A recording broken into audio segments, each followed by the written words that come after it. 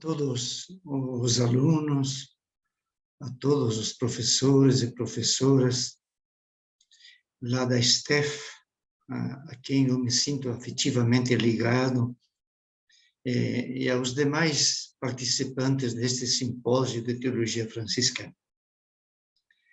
Eu sou o Frei Algir Croccoli, natural aí de Flores da Cunha, e estou atualmente aqui no Haiti já fazem quase 7 anos.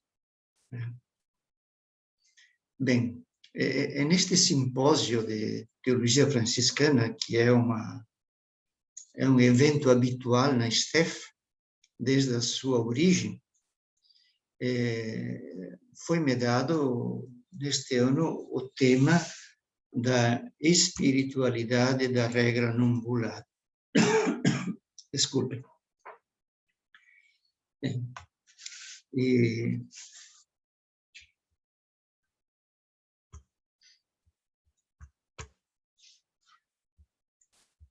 vamos ver se nós conseguimos fazer funcionar isso. Ok. Este tema da espiritualidade da regra não bulada, ou na regra não bulada, são as duas possibilidades de tratamento, ele pode receber diversos enfoques, ou, se quisermos, ele pode ter diversas vias de acesso, né, para abordar esse tema. Então, se nós olharmos, né, ao menos 3 vias, né, 3 caminhos para estudar a espiritualidade na regra não bulada. Um caminho é a oração.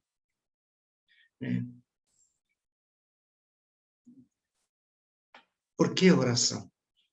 Porque Santa Teresa d'Ávila, que é a mestra da oração, naquele livro que ela escreveu, O Castelo Interior das 7 Moradas, ela diz uma frase assim muito significativa para mim, que cada um vive como reza e cada um reza como vive. Quer dizer, a oração e a vida se coimplicam. Uma puxa a outra, uma faz depender da outra.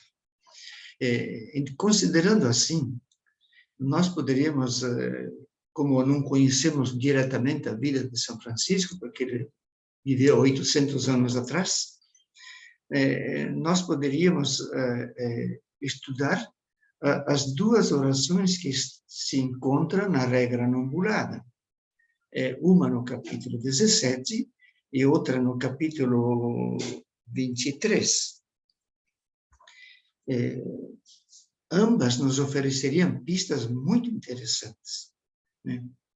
Porém, eu peço licença para não abordar esta via, porque, para mim, eu tenho uma opção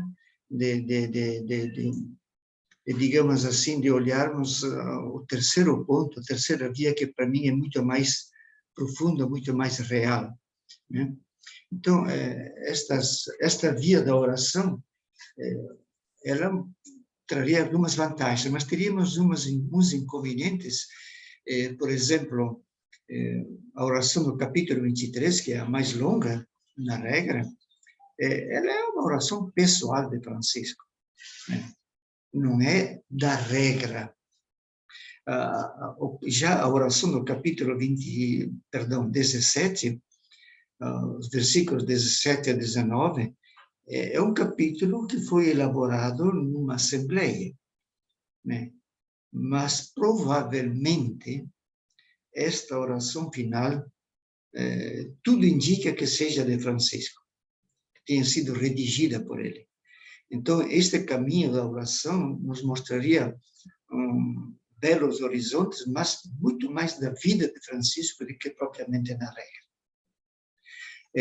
Um segundo caminho seria ver como a palavra de Deus está presente na Bíblia, na regra.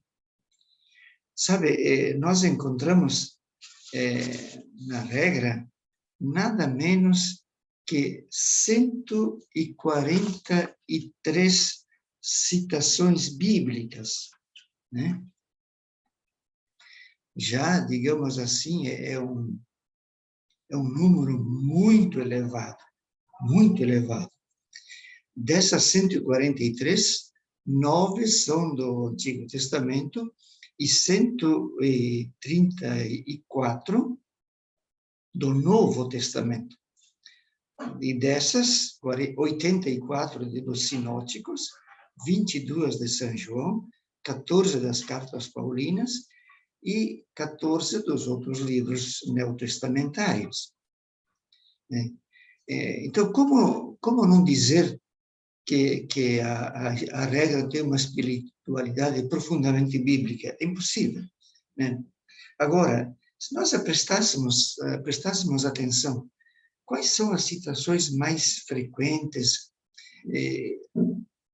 em que contexto se encontram, quer na Bíblia, quer na regra, sabe, teria toda uma série de aspectos aí que poderiam nos abrir horizontes, eu diria assim, muito bonitos, porém que precisaria, digamos, 1 hora, no mínimo, só para abordar esse aspecto, né? Então, nós aqui também não queremos nos ater a esta via de acesso, via de abordagem, que é a palavra de Deus na regra. A terceira via, que para mim me parece a mais importante, é aquela que poderíamos dizer, da reorientação global da vida. A regra tem um objetivo de nos conduzir para o seguimento de Jesus Cristo. Este é o seu objetivo principal. A regra foi feita para viver o Evangelho, não para outra coisa. Sobretudo isso segundo a cabeça de São Francisco, né? Nesse sentido, de fato, este modo de observar, de olhar para a regra, ela condiz mais com aquilo que também nós estudamos na disciplina da espiritualidade, que a espiritualidade não existe de modo abstrato, ela é sempre concretizada em alguém, numa pessoa, num grupo, né? E aqui nós vemos, de fato, o grupo, os companheiros de São Francisco, sendo orientados ou reorientados para a prática do Evangelho. Agora, especialmente para, digamos assim, para quem não é franciscano, mas para todo mundo, né? É impossível analisar os 24 capítulos. A regra nobulada é bastante longa, né? Em 1 hora nós não podemos fazer isso, né? A não ser que dessemos traços gerais sem aprofundar nada, né? Então, na impossibilidade de olhar o todo da regra, eu fiz uma opção aqui de me ater, digamos assim, aos textos mais remotos, né? Aqueles textos que estariam na origem da regra, né? Aqueles textos que Francisco e os seus primeiros companheiros teriam escrito quando eles foram para Roma, em 1209, se apresentar ao Papa para pedir autorização para viver daquele jeito, né? Então, esses textos que, para mim, têm o sabor mesmo da regra não bulada, né? Nós sabemos que a regra não bulada, que nós estamos celebrando agora os 800 anos, digamos, a versão que nós temos é a versão de 1221, né? Mas, digamos, para quem não está muito, digamos assim, ainda entrosado nas fontes franciscanas, é bom lembrar que em 1209 a regra era muito pequena. Dizem os estudiosos que seria uma pequena página, né?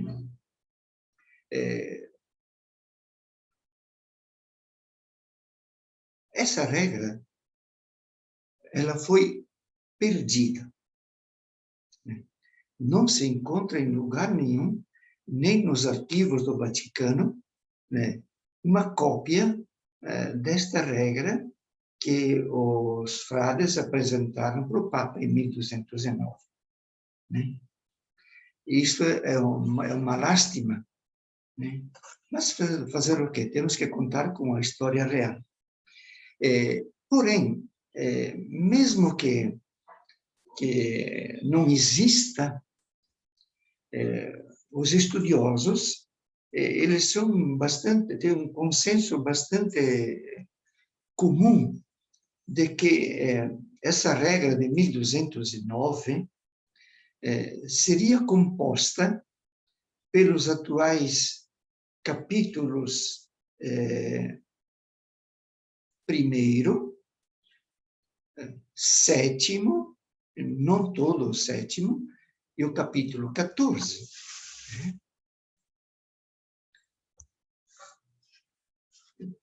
Então, esses capítulos 1, 7 e 14 é que vão ser, digamos assim, os destinatários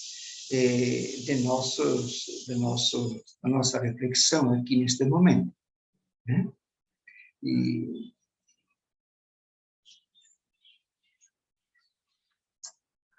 nós esperamos que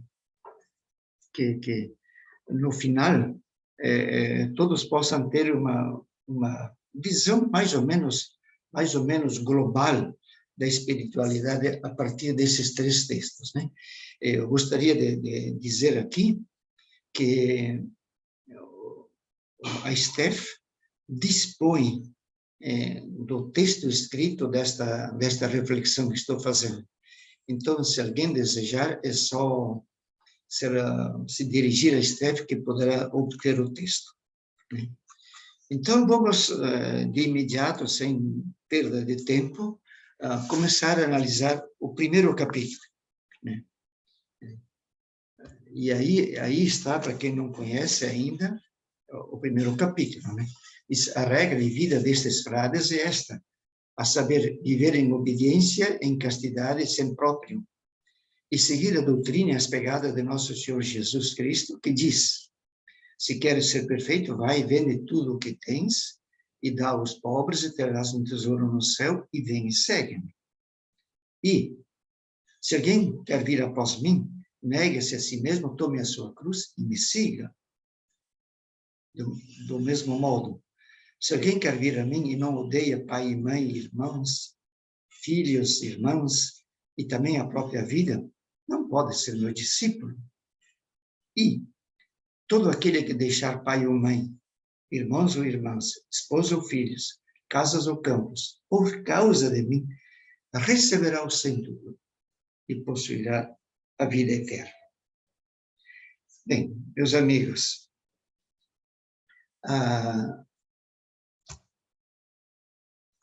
o título deste capítulo não é original. Quando São Francisco esteve lá dentro do Papa, não deu título nenhum, nem para este, nem para os outros capítulos. Era simplesmente o texto corrido. Né?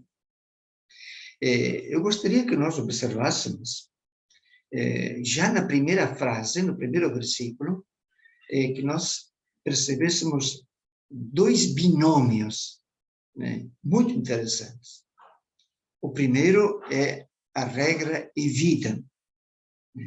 A regra e vida destes irmãos é esta.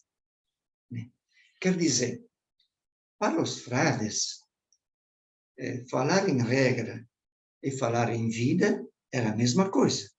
Falar em vida e falar em regra era a mesma coisa. Só que é a vida de nosso Senhor Jesus Cristo. Então, o que os freis estão se propondo aí nesse primeiro versículo? Estão se propondo seguir a vida de Jesus como regra. Não existe outra lei, outro cânone que vá além disso ou esteja acima disso. Então, a regra conduz ao Evangelho. E quem vive o Evangelho está vivendo automaticamente a regra. Então, esse é o primeiro binômio, muito interessante. O segundo binômio, que diz assim, a regra viva desses irmãos é seguir a doutrina e as pegadas de nosso Senhor Jesus Cristo. Esse segundo binômio é doutrina e pegadas. Por que é importante esse binômio? Porque geralmente a gente pensa assim, eu decidi seguir Jesus Cristo. Muito bem. Mas qual é o Jesus Cristo que você decidiu seguir? É o Jesus Cristo que está na tua cabeça. É o Jesus Cristo que você, digamos, ouviu sempre falar nas igrejas, na catequese, etc. Né? Esse é o Jesus Cristo. E a gente pode perguntar, esse Jesus é o Jesus real? Pode ser que sim, mas pode ser que não. Então, os frades, muito assim, espertamente, eles acrescentaram uma outra palavra mágica, né? Seguir não só a doutrina, isto é, o que se dizia de Jesus, mas eles querem olhar as pegadas para pisar onde Jesus pisou. Então, percebam o seguinte, por exemplo, qual era a doutrina de Jesus Cristo que a igreja veiculava na catequese, nos sermões, nas pinturas das igrejas? Era a doutrina do Cristo que se chama, um termo técnico, pantocrator, quer dizer, um Cristo forte, um Cristo poderoso, um Cristo sábio, um Cristo, etc., né? Agora, se nós olharmos para a vida prática, como é que foi a vida dele? Ele nasceu num palácio? A igreja dizia que Jesus é rei. Então, a igreja se dava, ou se autorizava a ter palácios, vestir como reis, ter exército, ter moeda, etc., etc., ter territórios, né? Na prática, Jesus, ele disse que não tinha onde repousar a cabeça, não tinha nada, não tinha nenhum prestígio social, né? Etc. Então, os frades, é muito interessante isso, eles não estão começando ou abrindo a primeira linha, o primeiro pensamento da regra, dizendo nós vamos seguir Jesus Cristo só. Eles estão seguindo, dizendo, nós estamos seguindo a doutrina, o pensamento, a teologia, mas nós queremos seguir, sobretudo, as pegadas, né? Olhar a vida prática de Jesus, né? Então, nós podemos dizer que aqui está a verdadeira opção fundamental que o grupo de frades de Francisco faz. Seguimento das pegadas, né? Nada mais, nada menos do que isso, né? E, então, eles, ao mesmo tempo que decidem seguir a doutrina, as pegadas, eles vão agora, digamos assim, continuar, digamos, detalhando a maneira de seguir Jesus, a maneira de seguir as pegadas de Jesus, né? Aí, nesse primeiro capítulo, se vocês observam, eles fazem 4 citações bíblicas, né? Interessante, elas são simplesmente unidas por uma conjunção, né, conjuntiva e do mesmo modo, e ainda, etc. Né? É só para unir as frases. Na prática, são 4 citações bíblicas. Mas é interessante observar, digamos, a lógica dessas 4. É isso que chama a atenção, especialmente a mim, ao menos. A primeira frase diz que é para renunciar aos bens. Né? É uma frase tirada do Evangelho de Mateus, né? Quem quer ser prefeito vai, vende todos os seus bens, dá aos pobres, e depois vem e segue. A renúncia aos bens. Era uma condição que os frades assumiram desde os primeiros que se apresentaram. Francisco já renunciou, Bernardo e Pedro, que foram o segundo e o terceiro, também renunciaram a todos os bens, etc. Né? Então, renúncia dos bens é o ponto de partida, né, para o seguimento das pegadas. Mas não basta renunciar aos bens. É preciso renunciar a si mesmo e tomar a cruz. Nessa segunda condição, tem 2 aspectos que nós não podemos, digamos, desconhecer. O primeiro, assim como se renuncia aos bens, a gente deve renunciar a si mesmo. Aliás, esta frase, renúncia a si mesmo, tem que ser bem entendida. E como é que para ser rápido aqui, como é que a gente poderia, digamos, traduzir isso no dia a dia? É não dar prioridade a si mesmo. Né?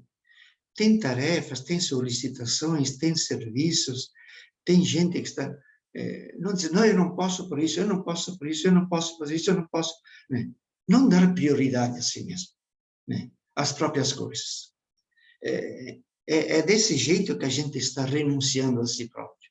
Né? E dentro dessa condição ainda, tomar a cruz. Muita gente pensa que seja aquela cruz na qual Jesus foi pregado, né? Ou uma cruz parecida. Outros acham que é a cruz dos próprios limites, dos próprios problemas pessoais ou familiares. No meu entender, não. Porque esse tipo de cruz, todas as pessoas têm, cristãos ou não. Né? Agora, o que nos identifica como seguidores de Jesus é não priorizar a si próprio e assumir a responsabilidade da transformação da sociedade. Né? Jesus deu a vida por causa do reino. Isto é, tornar a vida feliz e digna para todos. Esta é a grande cruz que todos temos que carregar. Né? Todos temos que estar lutando. Então, esse é um aspecto muito interessante. Né? Para não me delongar, a terceira condição é o apoio social e familiar. No tempo de Jesus, a família era o sustento da pessoa. Né? Uma pessoa, alguém sem família, podemos dizer que era um João ninguém. Né? Então, Jesus pede que não se leve como um valor absoluto esse apoio social, nós poderíamos dizer, familiar. Né? Eu não faço isso porque o pessoal não gosta. Eu não faço isso porque muitos me desacreditam. Eu não faço isso porque não serei bem visto, etc, etc. Né? É preciso renunciar a essa dimensão. Né? É preciso renunciar, senão não se dá passos. Né? Então, veja, digamos assim, a modalidade, a tradução prática para a vida deste segmento das pegadas. A renúncia aos bens, a renúncia a si mesmo e tomar a cruz, e a renúncia ao apoio social e familiar. Então, se alguém olha só esses 3, tem a impressão de dizer assim, bom, mas então esta opção de vida que eu estou fazendo é uma opção, de certo modo, para sofrer, né? É uma opção nada cômoda, nada bela. Não, não. Não é bem assim. Não é bem assim. Por isso, eles acrescentam uma 4ª citação. que é exatamente, está relacionado com a terceira, né?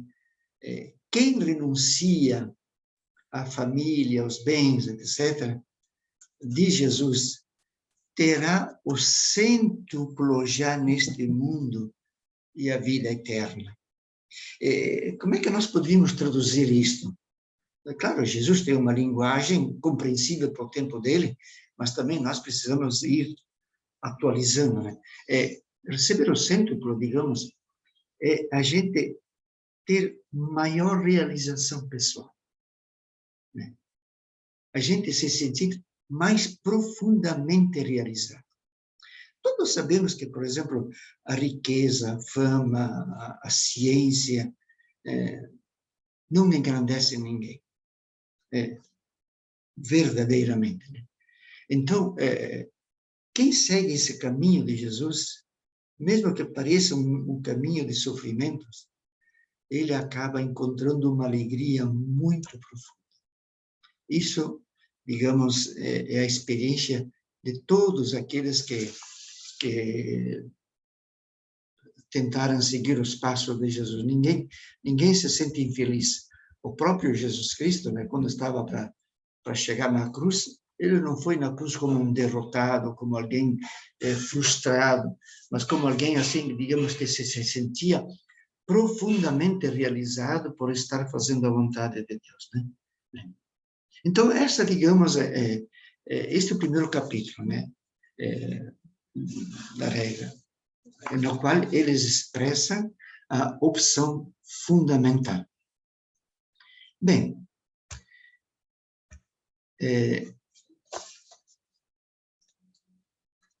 eu gosto muito de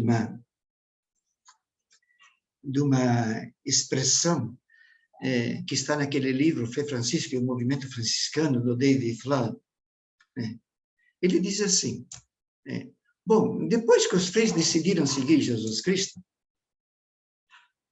eles começaram a pensar, bem, hoje de noite, onde é que nós vamos dormir? O que é que nós vamos comer? Como é que vamos nos vestir?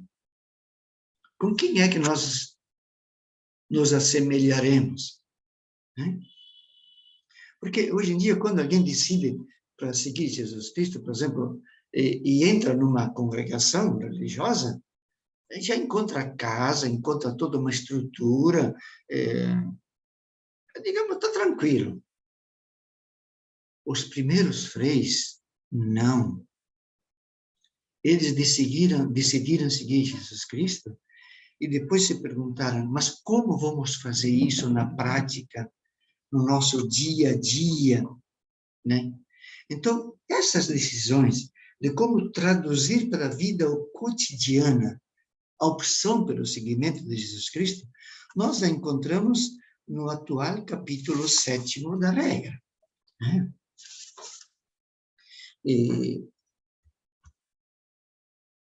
nesse capítulo 7º, né, temas que eles abordam o trabalho, o autossustento, que no fundo é a mesma coisa, a moradia, a convivência, seja entre eles, seja com as pessoas de fora, e assim por diante.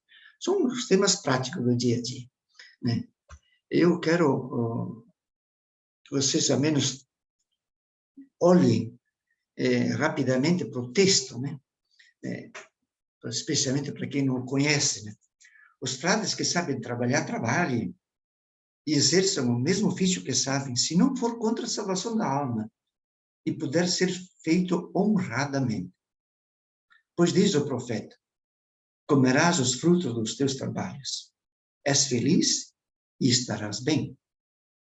E o apóstolo, quem não quer trabalhar, não coma.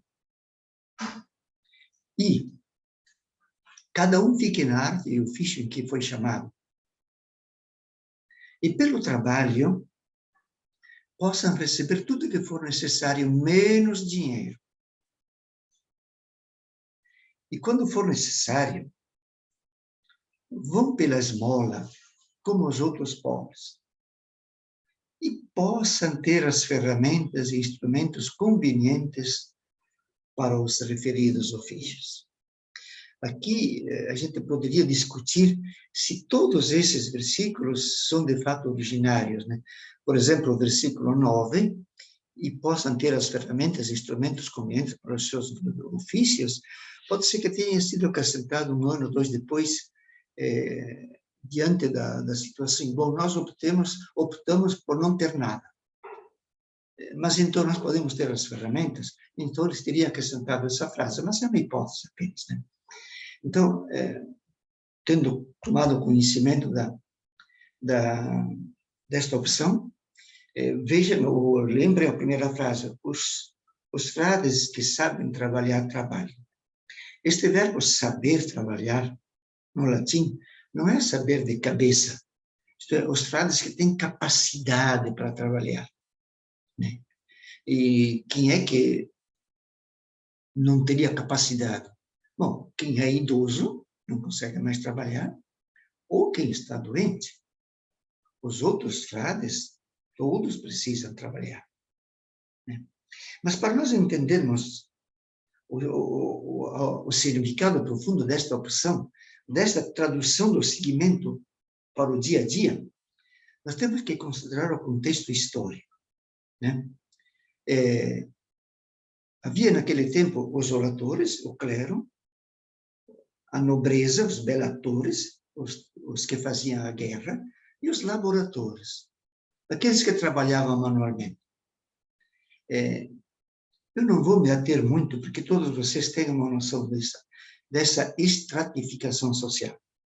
Então, os frades, optando por serem trabalhadores, se entende trabalhadores braçais, eles estão optando por se associar, se identificar com as pessoas que eram mal vistas na sociedade, né?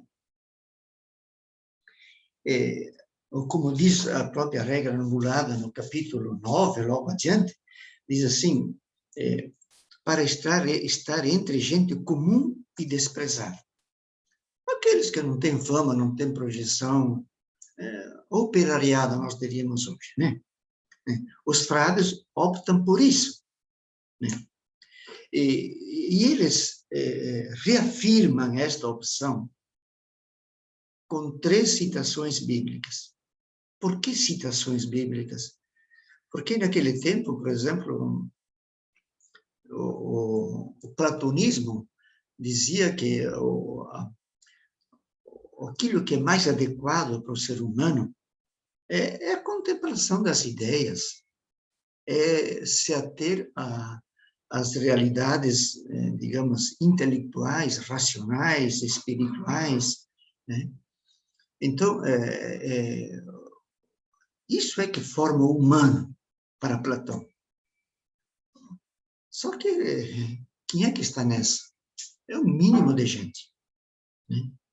Então, os frades optam por ser trabalhadores e contestam essa mentalidade comum com 3 citações bíblicas, né? Para garantir, de fato, que a Bíblia tem maior peso que os outros, né? Então, mas o fato deles optarem por ser trabalhadores não quer dizer que eles deem ao trabalho o mesmo objetivo que a sociedade dá. O que é? Digamos, geralmente você pensa assim, eu trabalho porque quero ser rico, porque eu quero possuir bens, porque eu quero ser conhecido e assim por diante. Para os frades, o objetivo do trabalho era social caritativo, né? A gente trabalha para o autossustento, não tem dúvida, mas a gente trabalha para ajudar os outros, para poder dar alguma coisa, para poder repartir com os outros, né? Isso é muito interessante. Isso, digamos, corrói assim pelo núcleo a ideia capitalista de trabalho que nós temos hoje. Dizem mais que quem tinha uma profissão antes de entrar, se ela pode ser vivida ou continuada hoje, tranquilo, né? O que chama atenção é o último aspecto embaixo. diz assim que se por acaso não nos pagarem, você vai trabalhar, naquele tempo, todo o trabalho era, digamos, uma contratação diária, né? Você chega no fim do dia, o cara não te dá nada, você não tem, como frade menor, você não deve exigir o pagamento. Você deve, com muita simplicidade, pedir para as outras pessoas que te ajudem no sustento. Então, esta é uma afirmação muito, muito interessante, né? Perdão, eu estou aqui atrapalhado nos slides. Vamos para a segunda parte do capítulo 7, que estaria presente quando eles leram lá para o Papa, em 1209, né? Que seriam os versículos 13 a 16. Guardem-se os frades, onde quer que estejam, em remitérios ou em outros lugares, de apropriar-se de lugar algum ou de impedi-lo a alguém.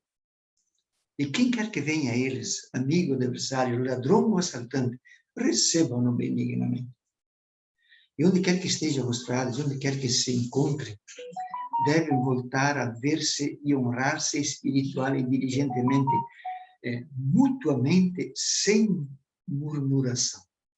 E cuide de não se mostrar tristes por fora e sombrios e hipócritas, mas se mostrem alegres no Senhor e bem-humorados e convenientemente amáveis.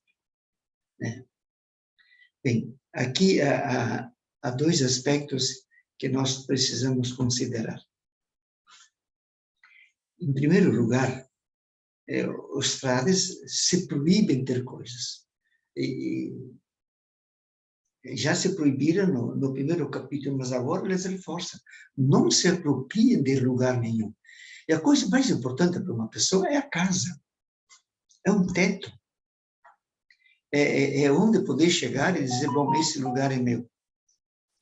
É exatamente isso que os frades se proíbem. Não se apropriem de lugar nenhum.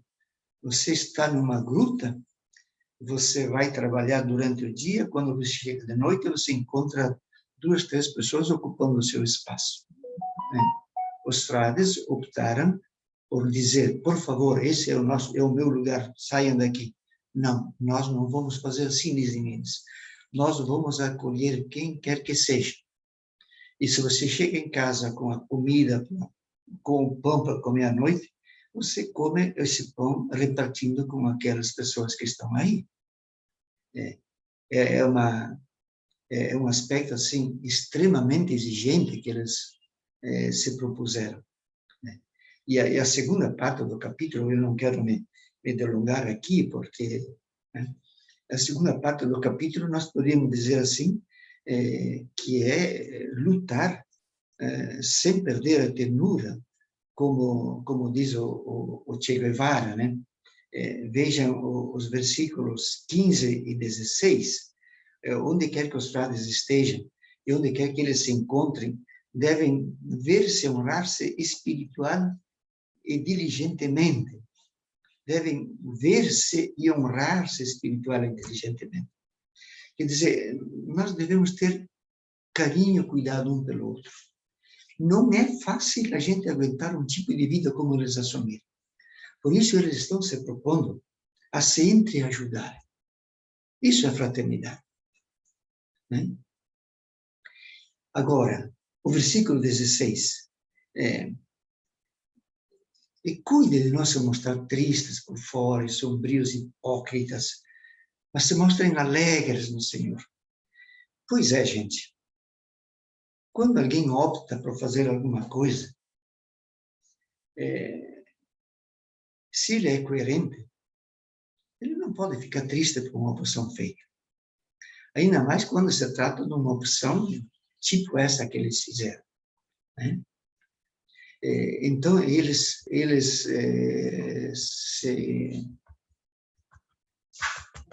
digamos assim, se provocam, ou se autoprovocam, para viver, sim, diante dos outros, a alegria, o sorriso, a simpatia, né? Que todo mundo perceba que seguir Jesus Cristo é uma coisa boa. Não é uma coisa triste, né? Bem, rapidamente é isso. Vamos agora para o terceiro capítulo, aquele que seria hoje o capítulo 14, né? Ali, depois de ter feito a opção no primeiro capítulo, de renunciar a todas as três comissões aquelas, depois de terem traduzido para o dia a dia, em relação ao trabalho, aos bens, às casas, etc., a convivência entre eles, depois de terem dito isso, eles se perguntaram, mas por que nós queremos fazer isso? Para que mesmo vivemos? Qual é a nossa missão? Né?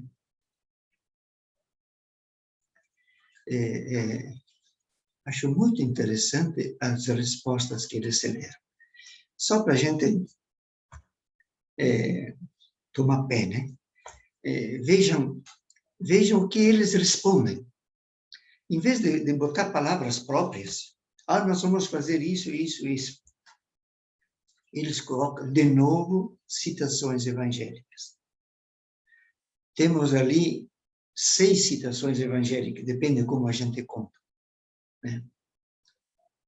Quando os frades vão pelo mundo, nada levem pelo caminho.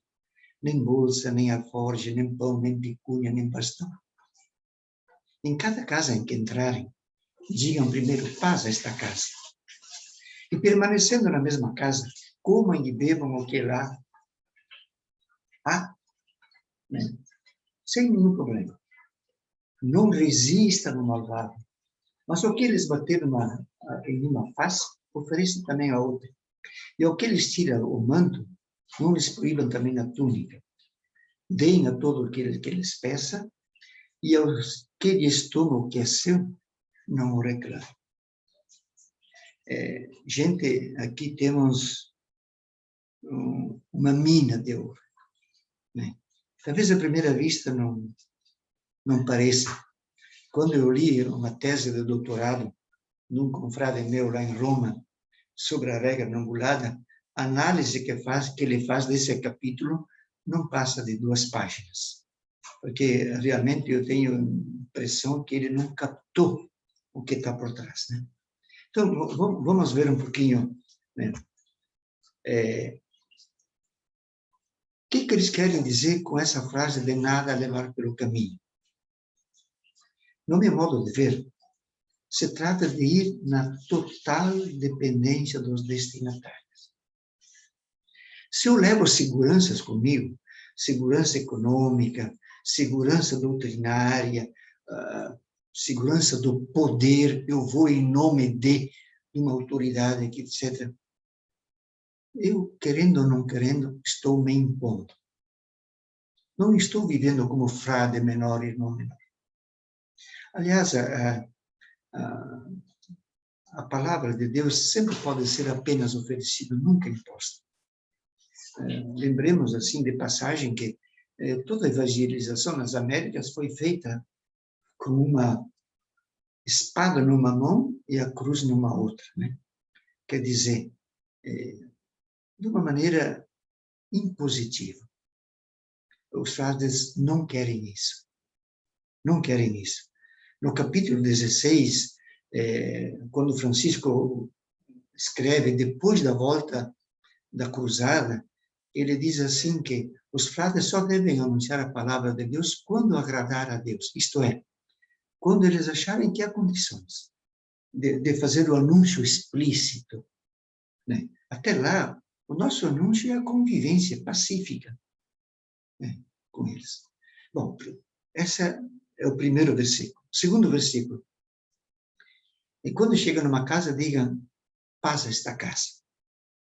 Eu só gostaria de lembrar que, segundo, ao menos, o André Vaucher, a primeira pintura de São Francisco, a mais remota, provavelmente de 1227. Foi feita por um monge. Está no mosteiro de Subiaco, lá perto de Nápoles, né? Mosteiro beneditino.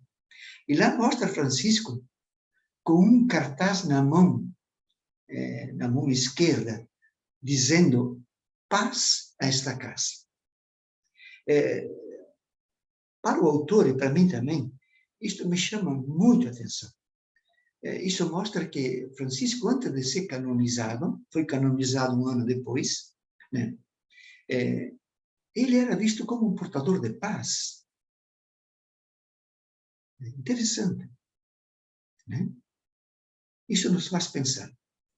O terceiro aspecto deste capítulo, o terceiro versículo, fala de comer de tudo que é oferecido. O que significa isso? Vamos lembrar que os beneditinos tinham normas, digamos assim, bastante rígidas com relação à comida, mesmo quando estavam fora dos mosteiros. Os cistercienses, para eles era um problema porque eles não podiam comer carne vermelha nunca, só comiam peixe, né? Então chegavam num lugar, pobrezinhos da família que estavam, se não tinha rio lá por perto, ou se não conseguiram pegar peixe, etc, etc. Quer dizer, são problemas, às vezes, mesquinhos, mas que são muito importantes. Lembrem que o primeiro grande conflito com o cristianismo, no ano 45, conforme os Atos dos Apóstolos, foi exatamente essa questão da comida, da enculturação, né? Os frades decidiram: não, nós não vamos criar problema por causa disso. Vamos comer como eles comem. Ok?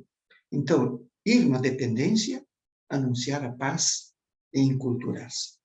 Até aqui, parece uma coisa bastante normal. O que vai chamar a atenção é aquilo que vem a seguir, os versículos seguintes. E aqui, para mim, foi um dos maiores achados, né, na regra não bulada. O que eles dizem? Vamos retomar o capítulo, né? Diz assim: não resistam ao malvado, mas se lhe bater numa face, ofereçam também a outra. E ao que lhes tira o manto, não lhes proíba também a túnica. Deem àquele que lhes peça, e ao que lhes toma o que é seu, não o reclamem.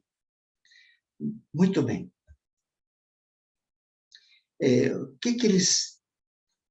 Como é que nós devemos entender isso? Eu acho que para nós olharmos, entendermos bem, é preciso ver isso que se chama de ditos da não violência em Mateus, né? No capítulo 5. Os freis escolheram preferentemente o capítulo de Lucas, o capítulo 6, né? Mas Mateus, como ele escreve para judeus, ele parece ter sido mais fiel, né, à prática daquele tempo e ao que Jesus recomendou.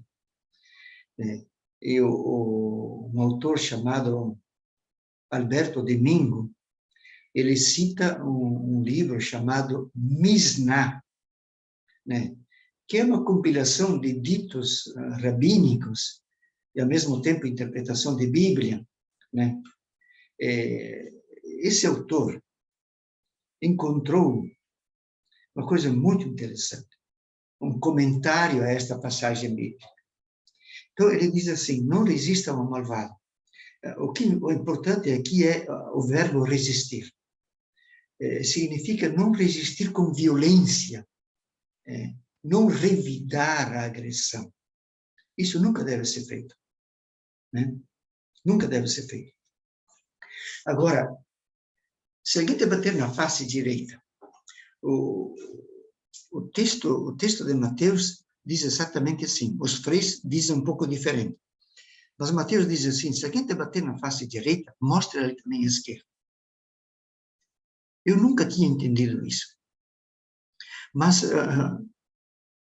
o Alberto Domingo me ajudou a perceber, porque a Mishnah é esse livro que eu falei, ele diz assim, que se alguém te der um soco, você tem direito a 4 shus, isto é, a 4 diárias de trabalho.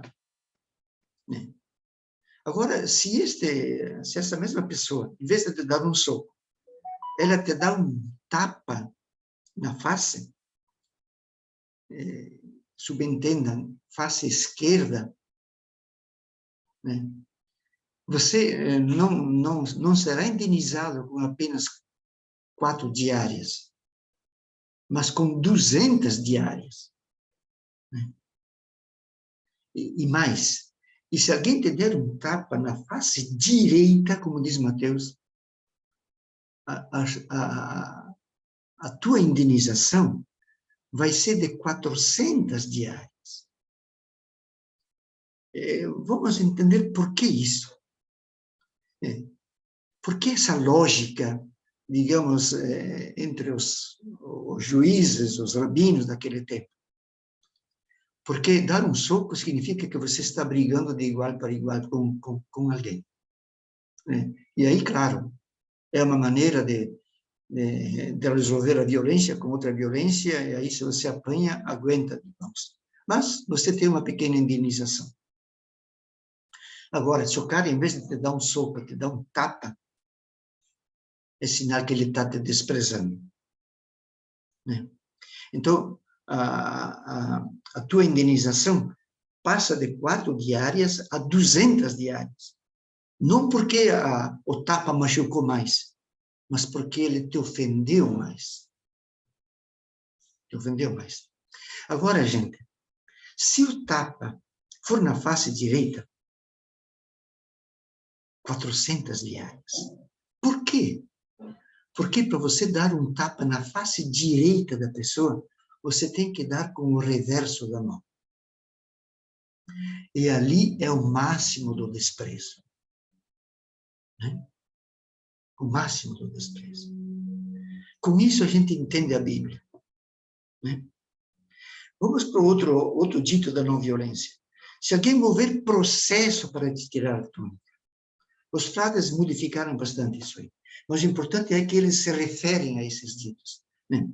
Então, diz assim o Mateus, se alguém mover processo para te tirar a túnica, dele também o manto. O manto e a túnica eram as 2 peças de roupa que as pessoas usavam. Por baixo não tinha nada. E o manto, nós precisamos saber que o Deuteronômio proibia de alguém roubar o manto do pobre, porque o manto era a roupa dele e, ao mesmo tempo, o cobertor para a noite. Então, não se podia deixar o pobre desse jeito. Agora, se alguém move processo para te tirar a roupa do corpo, a túnica, significa que ele já tirou de você a casa, a geladeira, o carro, os bois, as galinhas, tudo que você tem. E não contente ainda, quer te tirar a roupa. Ele está movendo o processo para fazer isso. Então, nesse caso, você não fique com o manto e coloque o manto ao redor do corpo. Fique nu, diante de todo mundo. Por que essa atitude? Porque essa atitude vai acusar o agressor, aquele que está processando. Vai desvendar a crueldade que ele tem. Eu acho que nunca mais vai fazer isso. Terceiro dito, empreste. Que não precisa comentar muito, porque Jesus Cristo propõe uma economia de partilha. Né? E também o último dito, não peça de volta se alguém te tirou uma coisa, os frades, não, de fato, isso eles copiam quase literal o Evangelho. Né? Observem que não aparece aqui o dito da milha. Se alguém te obrigar a caminhar uma milha, ande 2. A gente não entende isso aí. E a Mishnah deixa claro, não se trata de fazer assim por generosidade. O cara me pede para caminhar 1,5 quilômetro e eu ando 3. Não. Quem fazia isso eram os soldados romanos, que podiam colocar a sua mochila, pesando 30 quilos, mais ou menos, nas costas de qualquer pessoa. E o soldado caminhava livremente, sem se cansar, abanando as mãos, enquanto o pobre do coitado tinha que carregar o peso. Era uma maneira dos romanos fazer com que os povos se sentissem, de fato, humilhados, né? Então, Jesus diz assim, não, ande 2. Por que razão? Porque havia uma lei que, se o soldado fizesse o cara caminhar mais do que 1 milha, ele seria punido. Então, com este artifício, Jesus quer combater a violência. É muito interessante, gente. Nós podíamos nos ater bastante tempo sobre isso, mas acho que é suficiente para a gente, mais ou menos, compreender, né? Bom, vamos adiante para não delongar o tempo, que já está quase na hora, né? Então, nós podíamos dizer assim, qual é mesmo a missão do frade? É ser construtor de paz, né? É ser construtor de paz. Não é ficar ensinando doutrinas, organizando cultos, etc. É trabalhar pela paz. Que coisa bonita, né? E, gente, a paz, não me esqueça nunca, a paz não é uma árvore que a gente planta e cuida dela, mas a paz é a harmonia da floresta. É uma comparação extremamente fecunda para mim, né? Nós somos convidados a isso como franciscanos, né? Sintetizando, qual é a espiritualidade na regra nebulada ou na proto-regra de 1209? Primeiro, a opção radical pelo seguimento das pegadas de Jesus. Isso não podemos esquecer nunca. Segundo, a tradução desse seguimento na prática diária. Estar entre os pequenos, sem bens, alegres e simpáticos, né? Terceiro, qual é a missão mesmo? Trabalhar comparando pela harmonia da floresta humana. Gente, é a isso que nós somos convidados, a transformar a sociedade, para que haja mais uma harmonia, para que haja vida feliz e digna para todos, né? Fica o meu abraço a todos, minha saudade de todos lá e daquele espaço tão gostoso que é a STEF. Muito obrigado.